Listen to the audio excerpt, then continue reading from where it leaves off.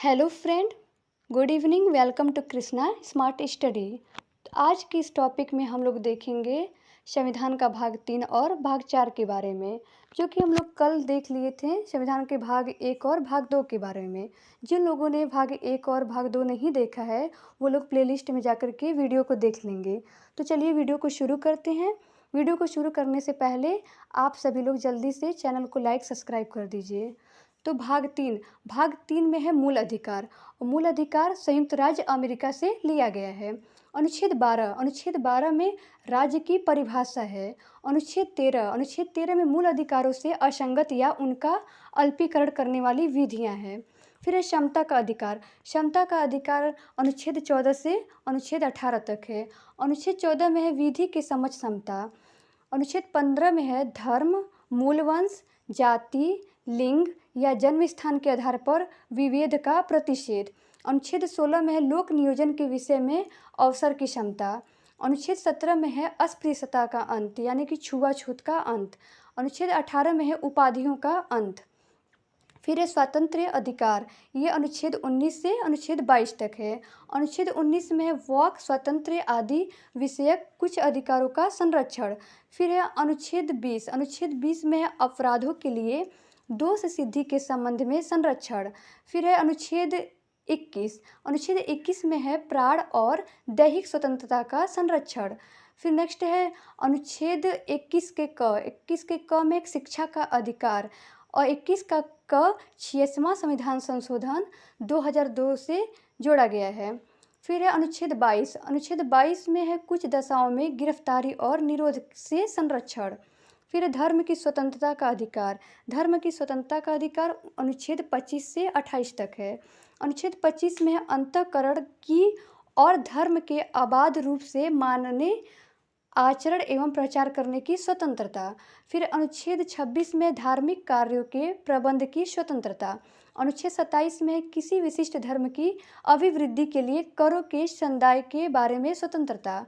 अनुच्छेद 28 में है कुछ शिक्षा संस्थाओं में धार्मिक शिक्षा या धार्मिक उपासना में उपस्थित होने के बारे में स्वतंत्रता। फिर संस्कृति और शिक्षा संबंधी अधिकार, ये अनुच्छेद 29 से 31 तक है। अनुच्छेद 29 में है अल्पसंख्यक वर्गों के हितों का संरक्षण। अनुच्छेद 30 में है शिक्षा संस्थाओं की स्थापना और प्रशासन करने का अल्पसंख्यक वर्गों का अधिकार। अनुच्छेद 31 में है निरसित यानी कुछ नहीं। फिर है कुछ विधियों की व्यावृत्ति, ये अनुच्छेद 31 के क से 31 के घ तक है। अनुच्छेद 31 के क में है संपदाओं आदि के अर्जन के लिए उपबंध करने वाली विधियां की व्यावृत्ति।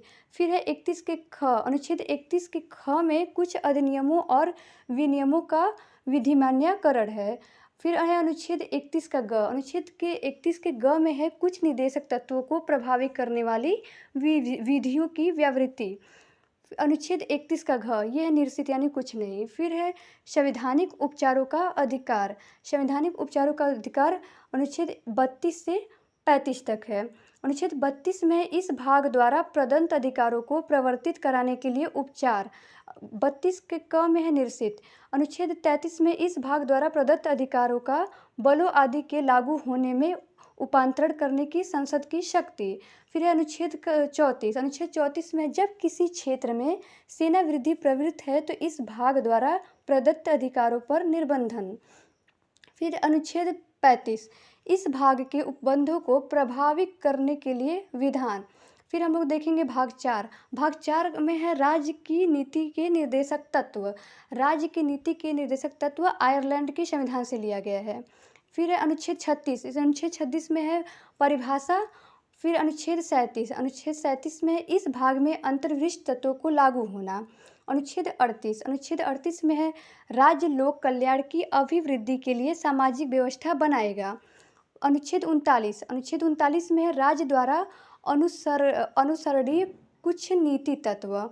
अनुच्छेद 39 का क में समान न्याय और निःशुल्क विधिक सहायता।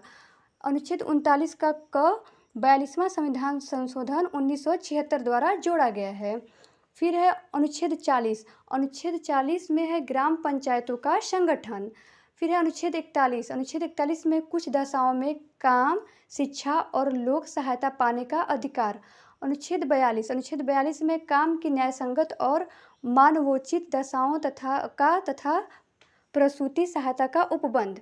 फिर है अनुच्छेद 43। अनुच्छेद 43 में कर्मकारों के लिए निर्वाह, मजदूरी आदि। अनुच्छेद 43 के क। अनुच्छेद 43 के क में उद्योग के प्रबंध में कर्मकारों का भाग लेना। फिर अनुच्छेद 43 का ख, इसमें है सहकारी समितियों की अभिवृद्धि। अनुच्छेद 44 में है नागरिकों के लिए एक समान सिविल संहिता। फिर है अनुच्छेद 45। अनुच्छेद 45 में 6 वर्ष से कम आयु के बच्चों की बाल्यावस्था की देखभाल और शिक्षा के लिए प्रावधान।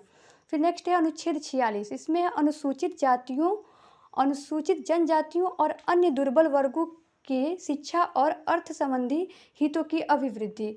फिर है अनुच्छेद 47। अनुच्छेद 47 में है पोषाहार स्तर और जीवन स्तर को ऊंचा करने तथा लोक स्वास्थ्य का सुधार करने का राज्य का कर्तव्य। फिर है अनुच्छेद 48। अनुच्छेद 48 में है कृषि और पशुपालन का संगठन। फिर है अनुच्छेद 48 का क। 48 के क में है पर्यावरण का संरक्षण तथा संवर्धन और वन तथा वन्य जीवों की रक्षा। फिर है 49। अनुच्छेद 49 में राष्ट्रीय महत्व के स्मारकों, स्थानों और वस्तुओं का संरक्षण। फिर है अनुच्छेद 50। अनुच्छेद 50 में है कार्यपालिका से न्यायपालिका का पृथक्करण। फिर है अनुच्छेद 51। अनुच्छेद 51 में है अंतर्राष्ट्रीय शांति और सुरक्षा की अभिवृद्धि। फिर भाग 4 के क में है मूल्य कर्तव्य। मूल्य कर्तव्य में अनुच्छेद 51 के क में है मूल्य कर्तव्य। तो आज तक का वीडियो हम लोग यहीं पे स्टॉप करते हैं और मिलते हैं नेक्स्ट वीडियो में भाग 5 के बारे में। तो फिर आप लोग को कैसा वीडियो लगा आप लोग जल्दी से कमेंट करके बता दीजिए। मिलते हैं नेक्स्ट टाइम, तब तक के लिए bye. Thanks for watching video.